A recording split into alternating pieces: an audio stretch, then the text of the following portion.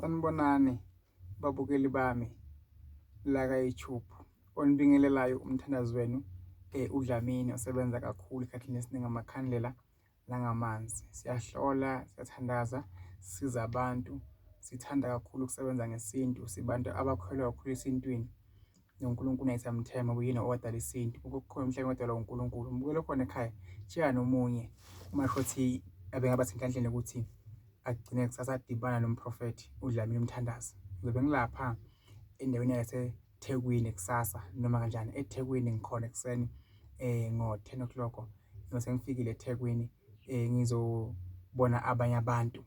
So ngibengaphathanga okuningi kodwa zobe ikhona iwasho, locksmith, uGowan, impepho, amanzi, ibe kuncane kakhulu. So uma kuyadinga ukuthi ngikuphathele nawe mbukelo khona ekhaya, ngisho njengamanje lokhu bantu bakhala ukuthi ufike eThekwini, ngibe ngifike ngimele lapha nje ngaselwandle Mgagasini, ngifike nje ngifike nje indawo le kahle bese ngiyema khona.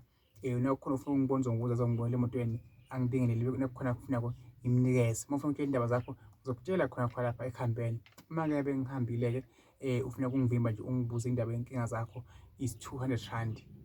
Uma ufuna sikhulume umlomo nemlomo njengoba ngiphuma la khaya ngiza lapho eThekwini kusasa lokusako. Khuleka uthandaze uchithe uNkulunkulu. Loya mthandazo engimbukela ku-YouTube yami angabe sangiphuthelwa, ukungithinta kwakhe ngesandla, ukukhuluma kwami naye ngidawuphefumuleka.